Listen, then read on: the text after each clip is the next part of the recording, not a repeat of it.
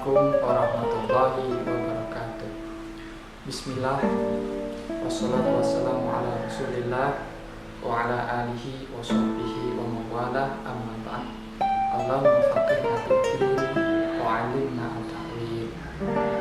Pemirsa sekalian, hari-hari ini kita sampai pada penghujung bulan Ramadan, di mana pada hari-hari ini sebagaimana disebutkan dalam Al-Quran dan juga beberapa hadis-hadis Nabi adalah hari yang penuh dengan kemuliaan, terutama dengan adanya fenomena Lailatul Qadar. Dalam Al-Quran dikatakan, Bismillahirrahmanirrahim, Inna anzalnahu fi Lailatul Qadar wa ma adraka ma Lailatul Qadar. Lailatul Qadri khairun min alfi syahr. Tanazzalul malaikatu war-ruhu fiha bi'idzni rabbihim min kulli amr. Salamun hiya hatta matla'il fajr. Surat ini dinamakan dengan surat Al-Qadar. Kata Al-Qadar ada dua pengertian utama. Yang pertama, Al-Qadar berarti kemuliaan, dan yang kedua, Al-Qadar berarti kekuatan, seakar dengan kata Al-Qudrah. Al-Qadar dengan arti kemuliaan atau asyaraf ini lebih banyak diikuti oleh para ahli tafsir dibanding Al-Qadar dalam arti kekuatan. Tetapi bagaimanapun kedua pengertian Al-Qadar ini sangat penting untuk kita renungkan untuk konteks kita saat ini, umat Islam di Indonesia terutama. Falsafah Al-Qadar yang bermakna kemuliaan ini harus menjadi spirit kita, bahwa bangsa Indonesia terutama khususnya umat Islam ini harus berusaha keras mencapai kemuliaan. Bulan Ramadan mengingatkan kita agar terus meningkatkan upaya kita dalam menggapai kemuliaan yang sudah digariskan oleh Allah Subhanahu wa Ta'ala. Kemuliaan yang difasilitasi oleh bulan Ramadan kali ini. Bangsa kita saat ini sedang terus-menerus berupaya mencapai kemuliaan itu. Nah, kemuliaan dalam berbangsa apa yang menjadi tolok ukurnya? Dalam tafsir Ibnu Katsir ada riwayat menarik dari Al-Qasim bin Fadl bahwa surat Al-Qadar ini merupakan kritik terhadap pemerintahan Bani Umayyah. Surat Al-Qadar dikatakan bahwasanya Lailatul Qadar adalah khairun min alfi syahr, lebih baik dibanding 1000 bulan. Menurut Al-Qasim bin Fadl,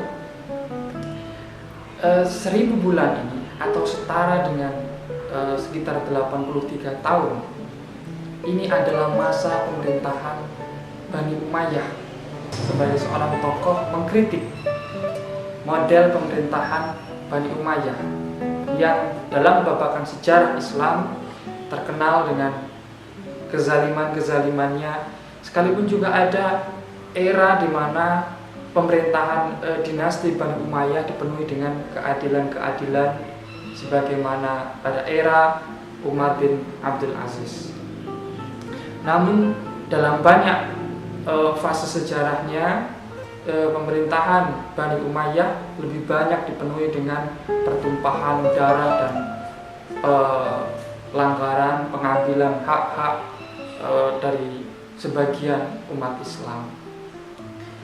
Nah, 1000 bulan atau sekitar 80 tahun yang dimaksud oleh ayat khairun min alfi syahr menurut Qasim bin Fadl adalah 80 tahunnya pemerintahan dinasti Bani Umayyah. Jadi satu malam di bulan Ramadan ya, ini lebih utama dibanding 80 tahun pemerintahan Bani Umayyah. Kenapa beliau? Menjadi pertanyaan penting adalah kenapa beliau mengkritik pemerintahan Bani Umayyah.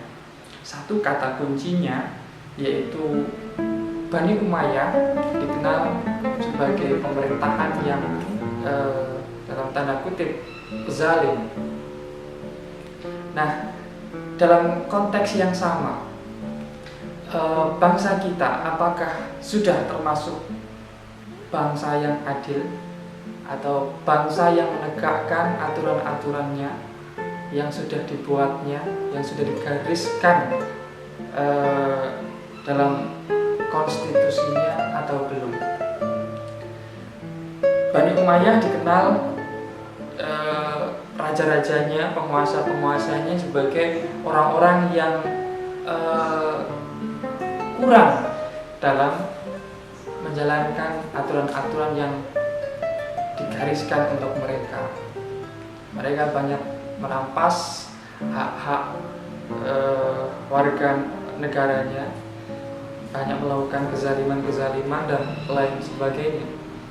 Dan ini memicu protes dari banyak ulama, terutama dari kelompok ahli hadis, sebagaimana tokoh kita tadi yaitu Al-Qasim bin Fadl yang mengkritik model pemerintahan Bani Umayyah, terutama dalam konteks berkeadilan.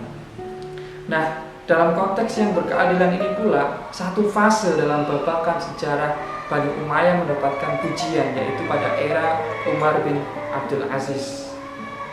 Beliau memerintah antara tahun 99 Hijriah hingga 101 Hijriah. Sekalipun sangat sebentar era pemerintahannya, hanya saja dalam sejarah Islam pemerintahan beliau diapresiasi dengan begitu sangat tinggi oleh para ulama.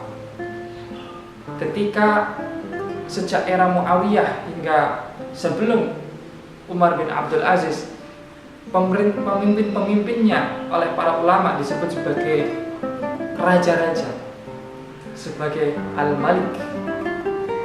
Namun di era Khalifah Umar bin Abdul Aziz,